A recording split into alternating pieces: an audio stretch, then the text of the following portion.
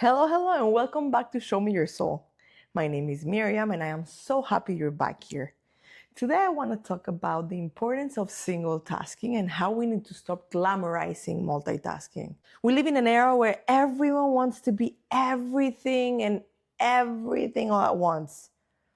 But we are forgetting that we need to be present in each and every activity we do, even if that's in eating.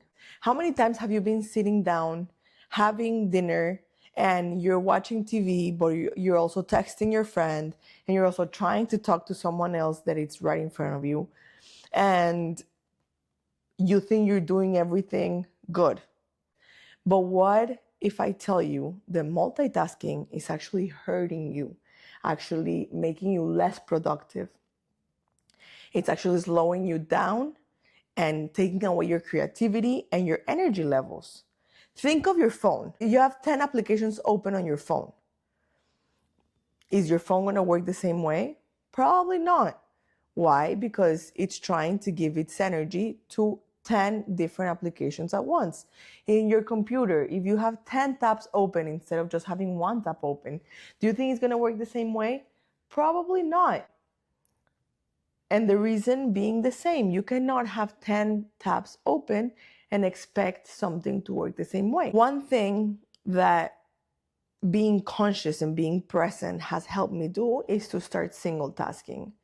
I remember when my nutritionist, which I've talked about on my last episode, Linda, she told me you have to be present when you eat. And I realized how many times I would just sit down and have my phone with me. I don't allow TV in my house when we're eating. That's just a big no for me.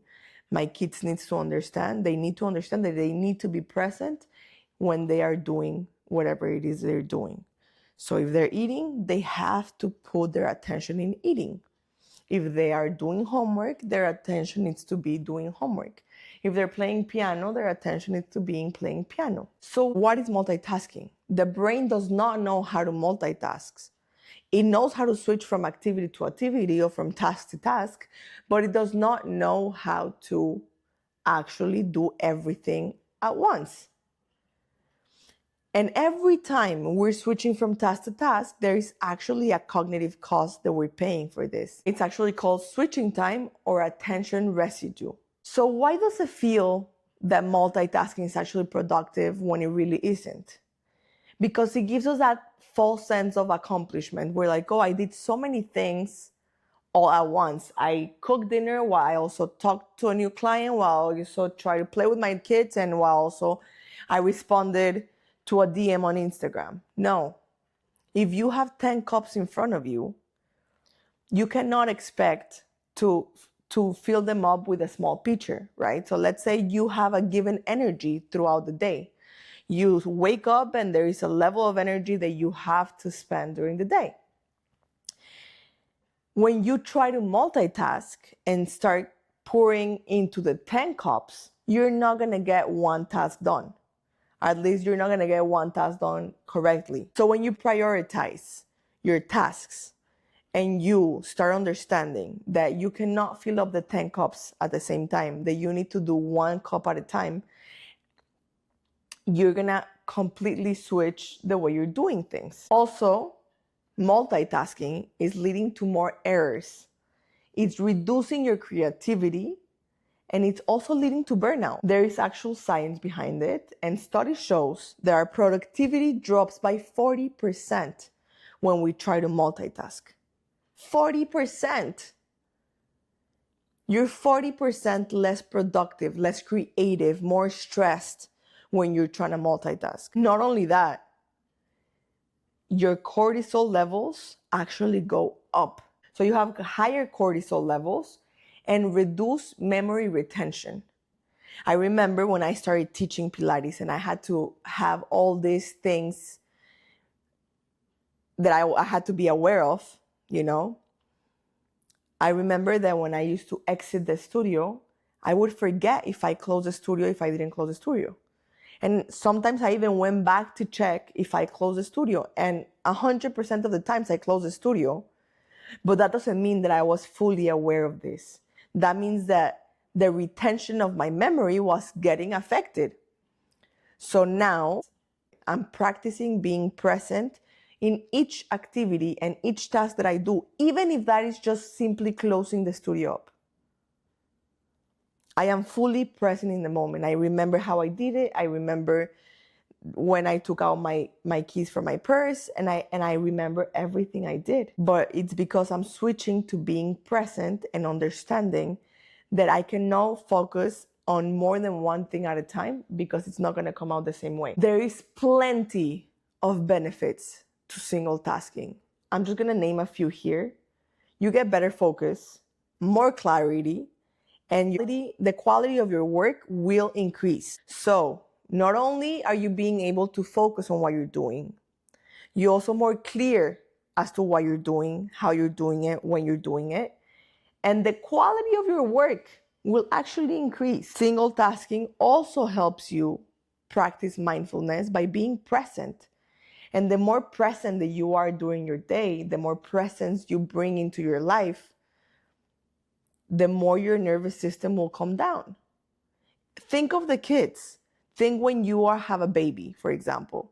The baby knows the routine, starts learning routine. For example, if you have a bedtime routine, your baby already knows if he's getting fed or she's getting fed, showered, fed, and they already know they're coming to bedtime. And that gives them a sense of peace. It's like, I'm okay, I understand what's happening.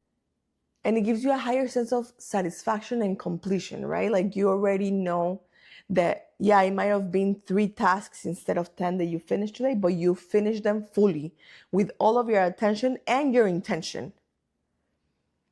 So I'm going to read you out some of the tools that have actually helped me shift from multitasking to single tasking. These are the ones that I applied into my life and that have actually worked for me. So number 1, time blocking. I've been actually allocating chunks of time to specific tasks. So, for example, from 9 to 10, workout. From 10 to 11, emails only. From 11 to 12, calls. From 12 to 1, creative work. If you're a working mom, this is extremely important.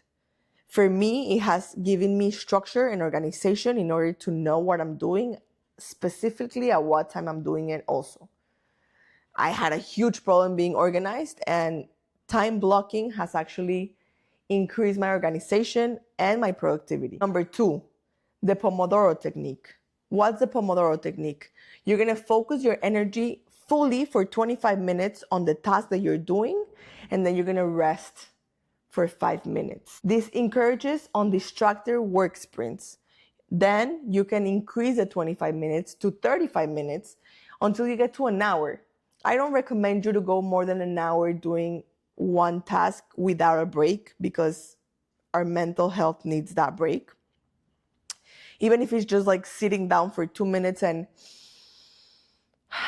consciously breathing. Consciously breathing changes completely your mood, your energy levels, everything. Okay? Number 3, which is extremely important nowadays, technology boundaries. You need to take away you need to understand the importance of having boundaries with your phone. I cannot emphasize this enough. They are stealing your time, they are stealing your energy, and they're stealing your creativity. So start putting boundaries with your phone. The best thing I did was to take my notifications away. I used to get notified by everyone liking the reel, commenting on the reel, commenting on this on social media, for example. And I took away all the notifications. I do not get notified unless it's a phone call or a WhatsApp or a text message. And when I'm working, I put it on work mode, and I don't even get the text messages or the WhatsApps. I simply get the phone calls. And this has changed my life completely. For example, if you're working on your computer, let's say you're trying to, I'm going to give a personal example. I need to get something done in Canva. But then I jump into YouTube, and then I jump into the Spotify, and I have all these tabs open. that's just like our brains, like when you have all these tabs open, you're not focusing on one thing. So make sure you have the least amount of tabs open. So number 4, write a daily top 3. Make sure you have 3 priorities per day, or 3 cups, like the example I put before, and fill up those 3 cups. If you have energy, if you have time to do anything else, that's bonus. But this is going to help you stay aligned with your goals, with whatever it is you're trying to do.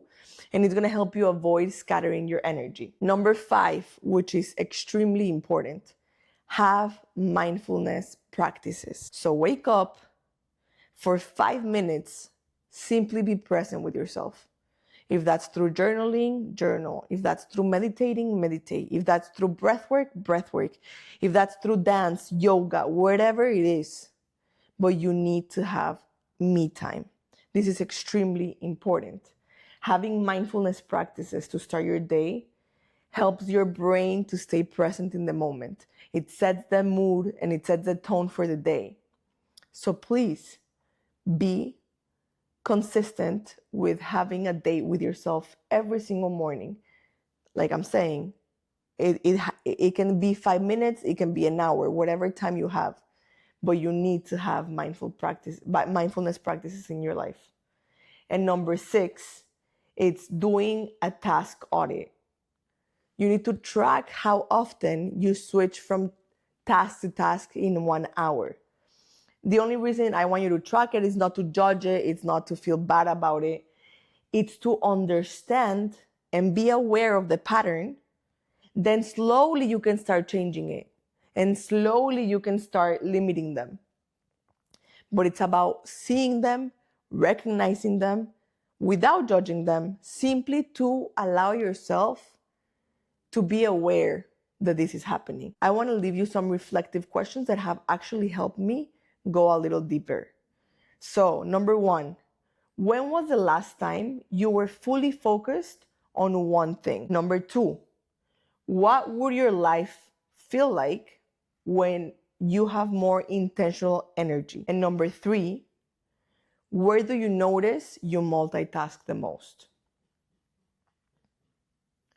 So this week, I want to challenge you to try one task at a time. And I want you to notice how more creative you are.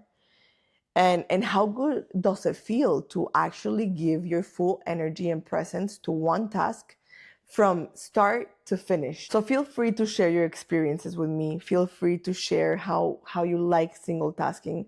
I know it can be hard because we have glamorized multitasking so much, but give back the importance to single tasking into your life, and you're gonna see how amazing it feels to start something and finishing it with the same amount of energy, and giving it your all and being fully present with it. Like I said, even if it's to close the studio.